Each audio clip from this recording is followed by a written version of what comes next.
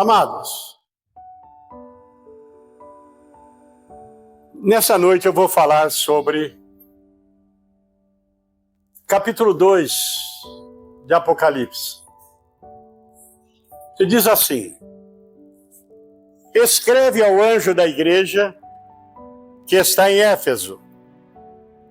Isto diz aquele que tem na sua mão as 7 estrelas, que anda no meio dos 7 castiçais de ouro.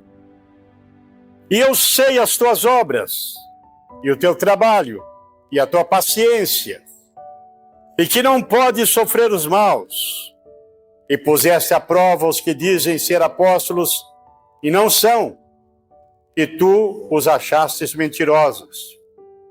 E sofrestes, e tem paciência, e trabalhaste pelo meu nome, e não te cansastes. Tenho, porém, contra ti, que deixaste o teu primeiro amor. Lembra-te, pois, de onde caístes, e arrepende-te, e pratica as primeiras obras. Quando não, brevemente, a ti virei e tirarei do seu lugar o seu castiçal, e não, se não te arrependeres. Que o Senhor abençoe a leitura da sua palavra.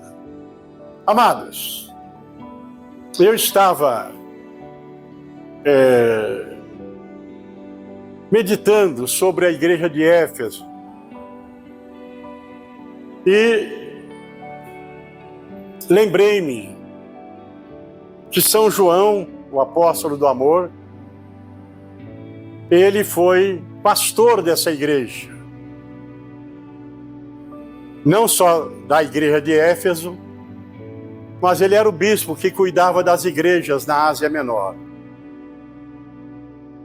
E eu procurei saber da idade do apóstolo São João. Aí então fui lá e vi que o livro de Apocalipse foi escrito no ano de 95, 96 depois de Cristo. Ou seja, Jesus morreu no ano 33, então já fazia aproximadamente 62 anos ou melhor, 62 anos após que o livro foi escrito, ano 95. E São João é que viveu essa experiência na ilha de Patmos. E então eu fui observar que a idade de São João, quando ele foi chamado por Jesus, ele era jovem, devia ter aproximadamente 19 a 20 anos de idade. Então ele, bem jovem, tornou-se um discípulo de Jesus. E essa igreja de Éfeso, ela foi fundada, foi aberta por 2 discípulos do apóstolo Paulo, Priscila e Áquila. Também aproximadamente no ano 50, 51, 52 depois de Cristo. Ou seja, aproximadamente 20 anos depois da ressurreição de Jesus. Mas essa igreja de Éfeso foi estabelecida firmemente, firmada pelo apóstolo Paulo na sua 3ª viagem missionária. E essa igreja, ela se expandiu, ela cresceu muito. Era uma cidade desafiadora, porque Éfeso era um grande centro. Muita gente procurava a cidade de Éfeso para negócios, mas também porque lá era um grande centro religioso de uma deusa chamada Diana, também conhecida como Artemis. Então era um centro religioso que as pessoas vinham de todos os lugares para idolatrar essa deusa Diana dos Efésios. E então foi um desafio para Paulo, para Áquila, para Priscila, evangelizar, firmar a igreja ali em Éfeso. Mas foi uma igreja que cresceu forte. Uma igreja que se tornou poderosa. Irmãos fiéis, irmãos amorosos, irmãos que contribuíam na obra. E essa igreja maravilhosa, um bom tempo. E os anos se passaram e elas continuaram trabalhando, continuaram evangelizando. Eles não aceitavam ensinamento errado e até colocavam à prova aqueles que diziam ser líderes e não eram. Não tinham bom testemunho. Então, isso agradou a Deus. Mas quando São João foi preso e levado para a ilha de Patmos, era uma ilha grega, local, ali no mar Egeu, uma ilha na qual os prisioneiros eram mandados para morrer. Trabalho forçado, pouca água, pouca alimentação, muitos insetos, muitos escorpiões, muitas aranhas. Então, muitas pessoas presos que eram mandados para lá, era quase uma pena de morte. E as autoridades prenderam João e mandaram para lá, tentando ver se tirando o líder da igreja naquela região, acabava com a igreja. Mas foi um erro do diabo, porque achando que ia levar João para a morte, mas Deus faz com que tudo concorra para o bem daqueles que o amam. Nós podemos aprender algo com isso, que lá na ilha de Patmos foi que João, o apóstolo João, teve uma experiência tremenda. Ele viu o Senhor quando ele estava orando. Eis aí o poder da oração. Foi através quando ele estava orando que ele teve essa experiência. O Senhor se manifestou para ele. E ele ouviu a voz do Senhor. E quando ele viu Jesus com o corpo ressurreto, ele não aguentou, ele caiu de joelho. Tão forte foi a experiência de ver Jesus com o corpo ressurreto. A Bíblia fala, no capítulo 1 de Apocalipse, os olhos de Jesus brilhavam como o sol, seu rosto brilhava como o sol, seus olhos como chama de fogo, seus cabelos eram brancos como a lã, como a neve. Enfim, aquelas vestes talares, a sua voz como a voz de muitas águas.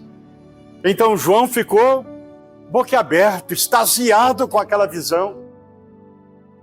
E ali o Senhor fala, eu sou o alfa e o ômega, eu sou o princípio e o fim, eu sou aquele que fui morto, mas eis que agora estou vivo, e vivo para todo sempre, tenho em minhas mãos a chave da morte, a chave do inferno. Ou seja, lá na cruz, Jesus morreu por nós, mas ele venceu a morte, ele venceu o diabo. Então a chave de autoridade nos céus, na terra, no mar, em todo lugar, está nas mãos do nosso Jesus. E ali, então, o Senhor arrebata João e mostra o céu para ele. Enquanto as pessoas achavam que estavam prejudicando João, prejudicando a igreja, João estava tendo a maior experiência que o mortal podia ter. Ver o Senhor face a face, ver Jesus, ser arrebatado, ver o céu, ver a glória. Mas o Senhor revela algumas coisas para João. O que havia de acontecer no final? Mas nesse texto que nós lemos, o Senhor trata da igreja de Éfeso. Aquela igreja outrora forte, poderosa, abençoada, amorosa. O Senhor fala de várias igrejas. Mas eu mencionei aqui a igreja de Éfeso. Essa igreja que foi fundada por Priscila e Áquila, foi estabelecida por Paulo, firmada por Paulo ali nos ensinos. E o Senhor fala para João: escreve o que você está vendo, o que você está ouvindo. E diz assim: eu sei as tuas obras. Ou seja, a princípio o Senhor fala: eu sou aquele que tem em minhas mãos as 7 estrelas e ando pelos meio dos 7 castiçais. Ele estava tratando das 7 igrejas da Ásia ali. Eu tenho em minha mão 7 estrelas, são os pastores, são os membros da igreja. E eu sou aquele que ando no meio dos castiçais. Ou seja, eu sou aquele que estou andando no meio da igreja. Então, uma das coisas que nós podemos ter certeza nessa noite é que cada um de nós estamos nas mãos do Senhor Jesus. E que Ele está aqui conosco, porque Ele anda no meio da igreja e nós somos a igreja. Então esse Jesus todo-poderoso, esse Jesus que foi morto, que ressuscitou, que hoje tem um corpo ressurreto e disse: todo poder me foi dado nos céus e na terra. Ele está no céu, mas Ele está aqui nesta noite conosco, através da pessoa bendita do Espírito Santo. E Ele fala para João, escreve para a igreja de Éfeso: eu sei as tuas obras. O que mais que Ele disse? O seu trabalho, a sua paciência. E que você não aceita as obras dos maus, não concorda com nada de errado. Ou seja, o Senhor estava ali dizendo que Ele conhece cada um de nós. Esse Jesus que um dia entrou no seu coração, Ele conhece a sua vida, Ele conhece você, Ele sabe das suas alegrias, das suas ansiedades, das suas tristezas, dos seus sonhos. Ele disse: eu sei as tuas obras. Ele conhece o seu testemunho. Ele conhece a sua vida, seu caminhar. E com certeza Ele se alegra quando você louva o seu nome. Quando você está sozinho lá na sua casa, louvando o nome dEle, seja trabalhando, seja no tanque, seja na sala, seja na cozinha, seja fazendo o que for. Se você está louvando, tenha certeza que Ele está ali olhando e se agradando da sua vida. Lá no seu trabalho, o seu testemunho. Lá no seu trabalho, o que você faz, o que você fala, isso agrada o Senhor.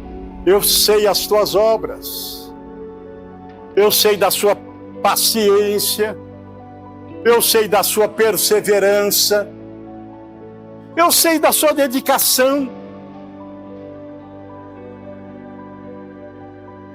A dedicação que você tem com a sua família, com a sua igreja, com o seu trabalho.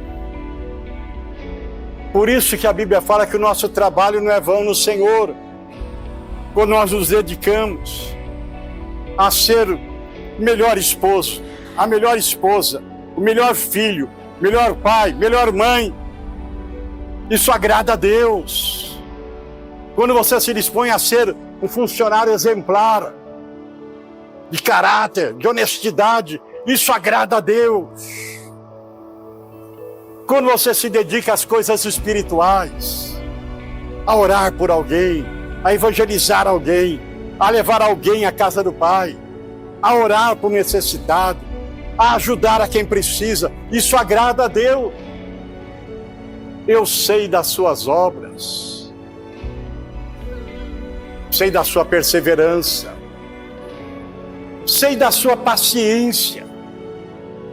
Algo que nós precisamos aprender com Jesus. Ele diz: aprendei de mim, que sou manso e humilde de coração. Paciência, mansidão, coisa que nós precisamos a cada dia aprender. E a igreja de Éfeso era uma igreja paciente. Ou seja, os irmãos eram irmãos pacientes e perseverantes. Não tinha paciência só uma vez, eles perseveravam, eram pacientes. Davam um bom testemunho da sua fé. Aqui o Senhor também elogia. Eu sei do seu trabalho árduo. O quanto aquela igreja era dedicada. Como é importante quando a igreja, os grupos da igreja, trabalham unido, têm um objetivo, querem fazer o melhor para Deus, querem se entregar, fazer o melhor para o Senhor, evangeliza, faz campanha de oração, jejua. Isso agrada a Deus, isso é como perfume que chega à presença do Pai. Então o Senhor diz, eu sei do seu trabalho árduo, o quanto aquela igreja era esforçada. Por isso que é importante você trabalhar, você se esforçar e fazer o seu melhor, tudo aquilo que vier nas suas mãos. Porque o Senhor olha e Ele diz, eu sei. Ele sabia da igreja de Éfeso, e que vocês não toleram coisa errada, não suportam os maus. Hoje existe uma tolerância enorme com coisas erradas. As pessoas estão desprezando o que a palavra de Deus ensina. Hoje, é tudo moderno. Pessoas não têm paciência, namoram de forma errada, exageram, ultrapassam limites. E a igreja precisa saber se manter. A igreja é a noiva do Senhor. A igreja é a noiva de Cristo. E então o Senhor estava dizendo, eu sei do seu trabalho árduo e que vocês não suportam as coisas erradas. O que é certo é certo. O que é errado é errado. Hoje o que tem acontecido muito é mentiras. As pessoas mentem normalmente. Mentem e não ficam vermelho. E a Bíblia fala que nós somos da verdade. Nós somos da verdade. O pai da mentira é o diabo. Certa vez o próprio Jesus falou, vós sois filhos do diabo, porque o diabo é o pai da mentira, ele mente desde o princípio. Nele não há verdade alguma. Então a igreja, ela é da verdade. Ela não suporta a coisa errada. E nós somos a igreja. E o Senhor estava dizendo, elogiando a igreja de Éfeso, vocês não suportam coisa errada. E até aqueles que dizem ser líder e não são, vocês colocam à prova e os acham mentirosos. Hoje é normal, surgem pessoas por aí e impressiona muita gente.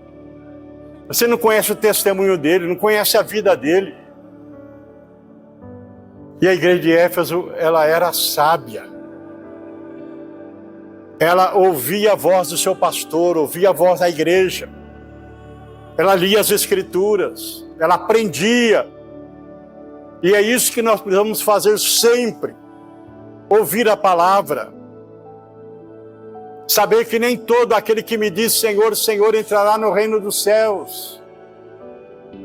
E de saber que Satanás se transforma em anjo de luz para enganar os escolhidos. Precisamos ter sabedoria.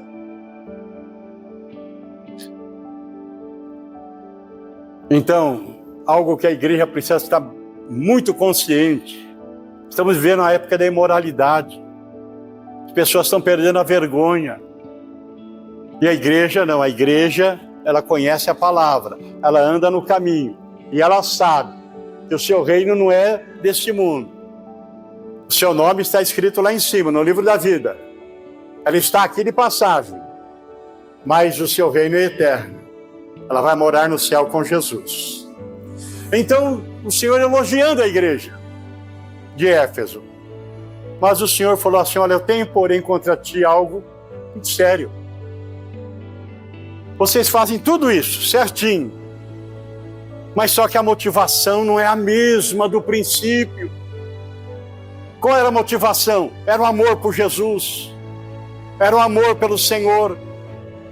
E a igreja de Éfeso fazia tudo isso, mas havia perdido o amor. Então o Senhor disse: olha,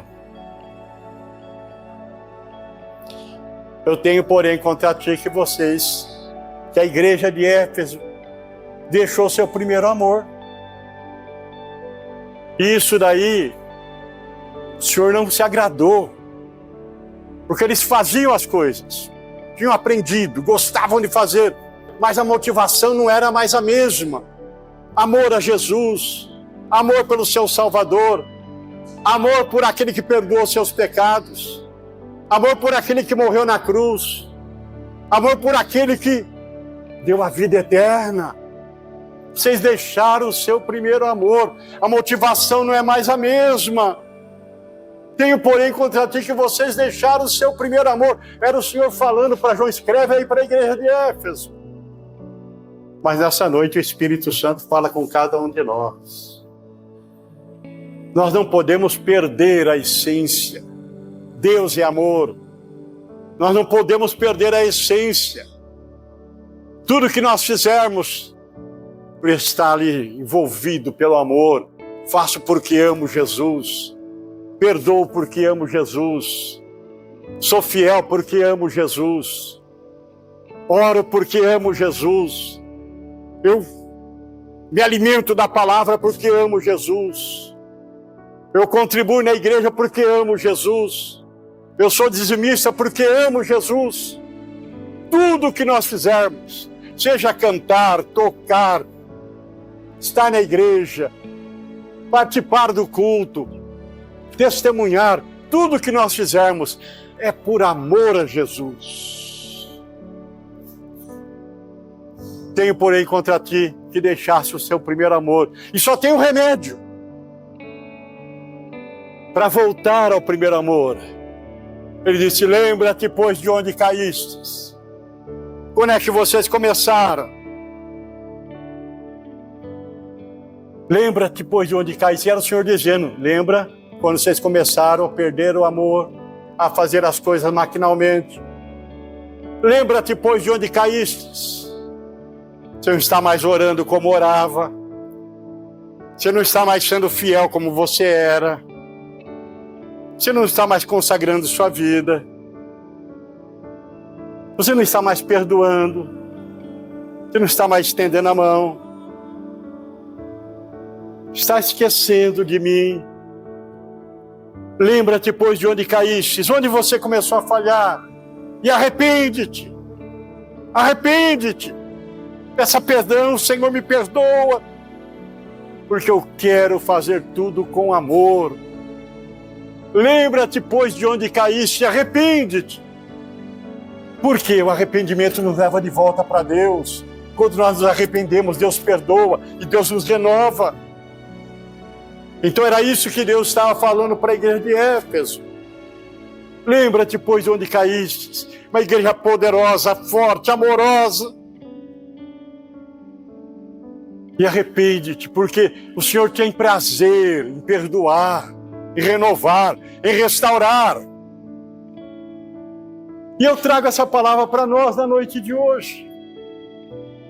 Como é que nós estamos servindo ao nosso Deus? Com alegria, com paz, com felicidade, com todo o nosso coração, fazendo o nosso melhor. Oh, glória! Se porventura não, fala: Senhor, me perdoa. Oh, Pai, me perdoa. E o nosso Deus é rico em misericórdia. É um Deus rico em misericórdia. É um Deus que perdoa. É um Deus que cura, é um Deus que sara, é um Deus que restaura.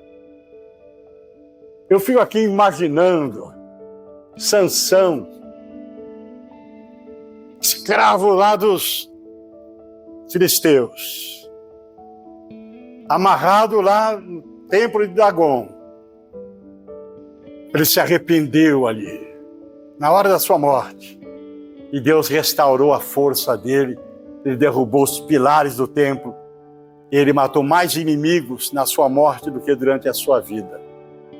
Pô, se Deus, lá no último instante que Sansão se arrependeu, Deus o restaurou, imagina você, meu irmão, que Deus tem planos para a sua vida, Deus tem tantas coisas maravilhosas para a sua vida. Com certeza, nessa noite, Ele vai abrir os céus, vai derramar a sua graça, vai renovar, vai restaurar a sua vida. Tenho certeza disso. E, aproveitando o momento, vamos ficar em pé, vamos orar, porque nessa noite, o céu já está descendo nesse lugar. Vamos dar um glória a Deus bem forte, vamos aplaudir Jesus.